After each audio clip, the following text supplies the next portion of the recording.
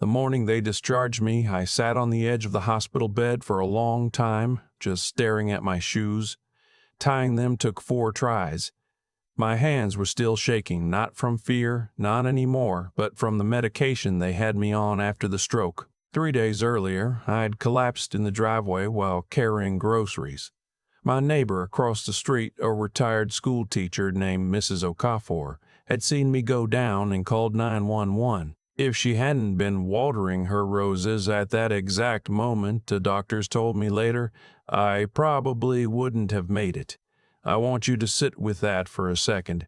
A woman I barely knew saved my life. The people who shared my last name did not even answer the phone. My name is Vincent. I am 63 years old. I spent 31 years working as a civil engineer for the county. Raised 1 son, mostly on my own, after my wife passed from ovarian cancer when our boy was 11. And for the last 9 years, I have lived in the same house I bought in 1987 in a quiet neighborhood outside Columbus, Ohio. I am not a dramatic man. I don't exaggerate. I am telling you exactly what happened. When I came out of it, when I understood where I was and what had occurred, the first thing I did was reach for my phone. It was on the nightstand beside the bed, charging. A nurse must have plugged it in. I unlocked it and opened our family group chat. I had set it up 2 years ago when my son got married. Just the 3 of us, me, my son Philip, and his wife. I typed, I had a stroke. I'm at Riverside Methodist, room 408. They say I'm stable, but I'm here alone and I'm scared. I pressed send. Then I watched the screen. The little check marks appeared. Delivered. Then, a minute later, the profile pictures lit up. Read. Philip responded 11 minutes later. Okay, Dad. Glad you're stable. We're kind of in the middle of something right now. Keep us posted. His wife didn't respond at all. Not that night. Not the next morning. I lay in that room for 3 days with a blood pressure monitor on my wrist and a TV bolted to the ceiling, and the only people who came to see me were Mrs. Okafor, who brought a container of jollof rice that I couldn't eat because of my diet restrictions, but that made me cry just the same, and my old colleague from the county, a guy named Reg, who sat with me for 2 hours on the second afternoon and didn't say much, but didn't leave either. My nephew stood in my living room. The bank was foreclosing on my house next week. I'm Robert. I said probably stress and high blood pressure. He said, you really should watch your sodium, Dad, and then said he had to go because they were getting ready for dinner. Dinner. I didn't sleep much those 3 nights. I had a lot of time to think. And what I thought about more than anything was not the stroke itself. It was the years before it. Philip is 34. He married his wife. I'll call her by what she called herself around me, which was barely anything at all. 3 years ago in a ceremony I paid for. $62,000. I pulled from my retirement savings. I did it because I wanted him to have the wedding he wanted and because his mother wasn't there to see it. And I thought, I genuinely believed that doing that meant something, that it was received the way it was given. The first year of their marriage, they lived in an apartment downtown. I helped them with the deposit. $5,000. Then they decided they wanted a house. Philip called me on a Tuesday evening and walked me through the numbers. They had found a place in Westerville, 3 bedrooms, good school district. They were short on the down payment. Could I help? I helped. I'm not telling you this to make myself sound generous. I'm telling you because what I thought those contributions meant and what they actually meant were 2 completely different things. I thought they meant I was part of the family. I thought they meant that when I called, someone would pick up. I thought they meant that if I ever ended up in a hospital bed alone and frightened, someone who shared my blood would come sit with me. That is not what they meant to them. To them, I was a resource, a very convenient, very reliable resource who had been making withdrawals from his own life for 30-plus years and showing no signs of stopping. I understood that fully and completely on day 3. When the discharge nurse came in with my paperwork and asked who was coming to get me. I had texted the group chat the night before. They're releasing me tomorrow morning. I can't drive yet. Can someone come get me? Philip responded 40 minutes later. "We've got a lot going on this week, Dad. Can you call a car service?" His wife finally typed something. "First message in 3 days. There are really good rideshare options now. Very safe." I read that message 4 times. Very safe. Like she was recommending an app to a stranger. I asked the discharge nurse if she could give me a few minutes. She said of course, and left me there with my paperwork and my shoes. I sat on the edge of that bed, and I did something I had not done since the night my wife died. I let myself cry, not the polite, dabbing kind, the kind that comes from somewhere deep and old, from a place that has been filling up slowly for years and finally has nowhere left to go. Then I dried my face, called Mrs. Okafor, and asked if she would mind terribly coming to get me. She said she'd be there in 20 minutes. On the ride home, she didn't ask me what was wrong or make me explain anything. She just drove and played her gospel music softly on the radio and asked me once if I was warm enough. I told her I was. She pulls into my driveway and helped me up the front steps with a steadiness that embarrassed me for a second before I let go of that embarrassment, because I needed the help and she was offering it, and that was worth more to me in that moment than anything I could name. Inside, the house felt like someone else's. It had only been 3 days, but I walked through the kitchen and the living room slowly, like I was seeing it for the first time. 36 years of my life were in that house. My wife's handwriting was still on the back of an envelope I kept in the kitchen drawer, a grocery list from the last week before she got really sick. Milk, bread, the good olive oil, coffee, something for the dog. We didn't have a dog. She had been planning to get one. I sat in my armchair and looked at the room for a long time. The following week was quiet. I rested. I followed the doctor's instructions. I took the new medications at the correct times. I watched a little television. I did not contact Philip or his wife, and they did not contact me. No calls, no texts, no emails. 1 week, nothing. On day 9, I started going through my files. I want to tell you something about myself that I think matters here. I am not an impulsive man. I never have been. I think things through. I weigh them. When I make a decision, I have usually been making it slowly, quietly, in the background, for longer than anyone realizes. The stroke had not changed my thinking. If anything, it had clarified it. Like a lens being adjusted until the image finally snaps into focus. I went through the files I kept in the locked cabinet in my home office. Bank statements, the deed to the house, my retirement accounts, my will, the one I had drawn up 7 years ago before Philip got married, which left everything to him. I read that will carefully. Then I called my attorney. His name is Arthur, and he is a methodical, soft-spoken man who has handled my legal work for 15 years. I told him I needed to come in. He asked if everything was all right. I said I was making some changes. We met on a Thursday morning. I brought the files. The house, I told him, I want it placed in a trust with a specific charitable organization named as beneficiary, a nonprofit that provides meals and transportation to elderly patients who have no family support after hospitalization. I had found them online. They operated in 32 states. I had read their annual reports. They were legitimate. The retirement accounts, what remained of them after years of withdrawals I had made to fund the life of people who could not be bothered to drive 20 minutes when I had a stroke. I wanted divided between the trust and a scholarship fund at the community college where my wife had taken night classes before she got sick. She had wanted to finish her degree. She never did. I would keep enough to live on comfortably. I was not punishing myself. I was simply redirecting what I had spent 30 years building toward people and purposes that would actually honor it. Arthur listened to all of this without interrupting. When I finished, he was quiet for a moment. Then he said, "Vincent, you understand this can be changed later if your wishes change." I told him I understood. He said, "And you've thought about this carefully." I said, "I've been thinking about it for a long time. I just didn't know it until recently." He nodded slowly, and we got to work. It took about 3 weeks for everything to be properly documented and finalized. During that time, I also quietly closed a joint account I had maintained, one that Philip's name was on, one he had access to for emergencies, one he had been drawing from irregularly in amounts that I had been too polite to question. I called the bank on a Tuesday, transferred the balance to my individual account, and had Philip's access removed. He didn't notice for 11 days. Or if he noticed sooner, he didn't say anything.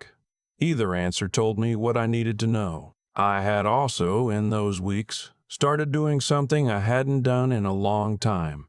I started going outside, not for any particular purpose, just to sit on the front porch in the afternoon with a cup of coffee and let the day move past me.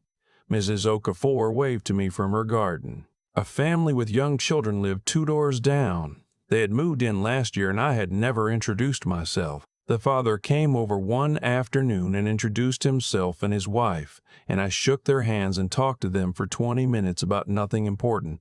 And when I went back inside, I felt something I couldn't quite name at first.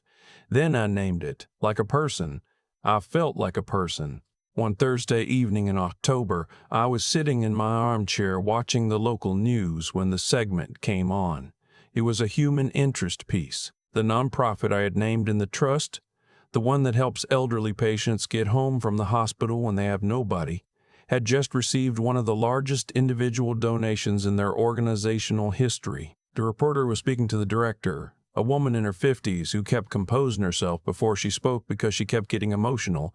She talked about the gap in the system, about how many people are discharged from hospitals every single day with no one to call, about what it costs a person, not financially, but in something deeper, something that doesn't show up on any chart, to be in that position. And then the reporter mentioned my name. They had asked my permission beforehand. I had said yes. They showed a photograph of me, one taken at the county years ago. They talked about my career, my late wife, the stroke. They didn't editorialize. They just told it plainly. My phone started ringing 20 minutes later. The first call was from a number I didn't recognize, then another unknown number. Then Philip. I watched his name on the screen until it stopped. He called again. I watched it again. His wife called from her number. I watched that too. Then the text started coming in. Dad, are you watching the news? Dad, call me back. Dad, what is going on? Please call me. Vincent, this is his wife. Please call Philip. He's very upset. Dad, I'm coming over. That last one made me stand up and walk to the front window. 20 minutes later, headlights pulled into my driveway. I watched Philip get out of the car and come up the front walk. I watched him knock. I watched him knock again. I watched him step back and look up at the lit windows. I did not go to the door. This is the part of the story where people sometimes say I was cruel. I have thought about that. I don't think cruelty is accurate. I think what I did was finally, for the first time in 30 years, stop performing a version of availability that had cost me everything and been taken entirely for granted. What I did was stay in my chair, which is, when you think about it, exactly what they did when I needed them. He stood on the porch for a while. Then he got back in his car and left. Between that Thursday evening and the following Monday, I received 61 calls between the two of them. I counted. I didn't answer any of them. I read the text when I felt like it, which was not often. On Monday, Arthur called me on the landline because he knew I'd pick up a number I recognized and said that Philip had contacted his office. I asked what he wanted. Arthur said Philip was asking questions about the estate documents. Arthur told him he was not at liberty to discuss my affairs with anyone other than me. I thanked Arthur. He said, "Take care of yourself, Vincent." I said I was working on it. The following week a letter arrived in the mail, handwritten on notepaper, from Philip. It was 3 pages long. He said he was sorry. He said he had been selfish and he knew it. He said he'd been dealing with things he hadn't told me about, pressure at work, problems in the marriage, things he didn't know how to talk to me about. He said he loved me. He said he didn't want to lose me. I read it twice. I set it on the kitchen table and I made myself a cup of coffee and I sat with it. Here is what I know. That letter was real.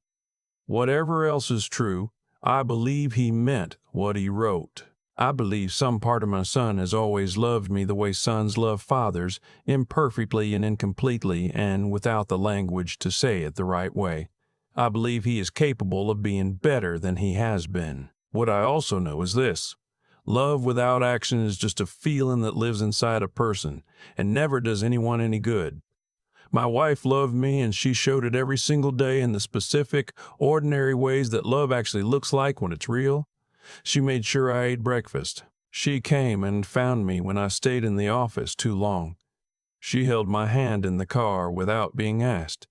She was present, in the room, in the life. What Philip had given me for 9 years was a version of love that stayed conveniently inside him while he drove to restaurants and planned vacations and watched television, while his father sat alone in a hospital room and was afraid. I did not respond to the letter. Not right away. What I did instead was make a decision about how I was going to spend the rest of my life. Not dramatically, not with a list or a speech, just quietly and deliberately, the way I do everything. I signed up for a woodworking class at the community center. I had wanted to learn for years and never made the time. I called Reg and asked if he wanted to get breakfast sometime. He said he'd been waiting for me to ask. I started going to a grief support group at the church 2 blocks from my house, not because I was in crisis, but because I had been carrying the loss of my wife like a stone in my chest for 17 years, and I had never once talked to anyone about it who wasn't also trying to get off the phone. I talked about her. I talked about what she was like in the kitchen in the mornings, how she hummed without knowing she was doing it, how she had a particular way of sighing before she laughed that was the most specific sound in the world to me. People listened. Some of them cried with me. Nobody checked their watch. In December, I did call Philip back. It had been about 6 weeks. He answered on the first ring, like he'd been holding the phone. We talked for a long time. I didn't yell. I didn't list grievances. I just told him the truth, plainly, in the same way I'd told Arthur what I wanted done with my estate. I told him what it felt like to lie in that hospital room. I told him what I heard when I read his text message, what I understood it to mean about what I was worth to him. I told him about his mother, things I hadn't said out loud to him in years, and how much of her I had tried to keep alive for him and how alone I had felt doing that. He was crying before I was halfway through. That surprised me. Not because I thought he was incapable of crying, but because in 34 years, I don't think I'd ever heard him do it. I told him the documents were not going to change. I had made those decisions for myself, and they were right, and they would stand. I told him that I loved him, and that I wanted him in my life, but the version of our relationship where I was a source of funding and quiet background support that asked nothing and could be safely ignored, that was finished. If he wanted a father, he was going to have to show up like a son. He said he understood. I told him we'd see. It's been 8 months since the stroke. I finished the woodworking class and made a side table that is genuinely not bad. I have breakfast with Reg on the second Saturday of every month. Mrs. Beffer, Okafor, and I have a standing arrangement where she brings something to share every few weeks, and we sit on the porch and talk about whatever comes up. She told me once that her own children are scattered across 3 states and call on birthdays if she's lucky. We sat with that for a while. The two of us, the particular company of people who understand. Philip has called every week since December, some weeks more. His wife called once on a Sunday, and it was awkward and short, but she called. I don't know what their marriage is doing or where any of it goes. I genuinely don't know if things between us will ever be what I once thought they were. What I know is that I am 63 years old and I woke up this morning in my own house, drank a cup of coffee on my porch while the neighborhood came to life around me and felt something I am still getting used to feeling. Not happy, exactly. Not finished with anything, but, and this is the only word I have for it, present, like I am finally, actually here. Like the version of my life I've been postponing for someone else's comfort had quietly ended, and what was left was just mine. I think the greatest thing I lost when my wife died was someone who saw me, not the version of me that was useful or reliable or convenient, just me, The man behind all of it, the one who gets tired and scared and needs to be driven home from the hospital sometimes. It took a stroke and 61 ignored phone calls and a letter on notepaper for me to understand that I had to become that person for myself first. I only regret it took me until 63 to figure that out. But I'm not wasting another morning on the regret either. There's something I didn't fully understand until I was sitting alone in that hospital room watching the door that never opened. The way a person treats you when you have nothing to offer them. That's who they actually are. Everything else is just performance. I think about the years I spent making myself useful. The down payment. The wedding. The joint account that got quietly drained in amounts I was too proud to question. I don't say that with bitterness anymore. I say it because I think there is a cost to never asking the people you love to be accountable, and I paid that cost for a long time without understanding that I was the one writing the checks. What happened to me? What happened between Philip and me? What happened between Philip and me wasn't random. Looking back, I can see the shape of it clearly now. Every time I stepped in without being asked, every time I smoothed something over or filled a gap that wasn't mine to fill, I was teaching him something. I was teaching him that I would always be there regardless of what he gave back. That's not love. That's a lesson in how to take someone for granted, and I taught it patiently for 30 years. The thing that saved me wasn't the stroke, though the stroke forced the issue. What saved me was being willing to look at the truth clearly without flinching, and then do something with it. That takes a kind of honesty with yourself that is harder than it sounds. It is easier to explain things away. He's busy, he's stressed, he doesn't mean it, than to sit quietly with what the evidence actually shows you. I had been explaining things away for years. At 63, lying in a hospital bed with nobody there, I finally ran out of explanations. I also had to do something I was not naturally good at. I had to act. Not react, not confront, not argue. Act. Deliberately, slowly, with a clear head and a clear purpose. Calling Arthur. Sitting through those meetings. Redirecting 30 years of work towards something that would actually mean something. That kind of steadiness, the ability to move forward without falling apart, without burning everything down in anger, that is the only thing that made any of it matter. What I want to tell you, if any part of the story felt familiar, is this: the people who treat your absence the same as your presence do not deserve the best of you. And the best of you is not your money, or your house, or your name on a document. The best of you is your time, your presence, the fact that you showed up. That is worth protecting. Red showed up. Mrs. Okafor showed up. The people at the grief group showed up. Strangers who had never met my wife and would never meet her, but who sat with her memory like it mattered. Philip is still learning. I am still watching, but I am no longer waiting.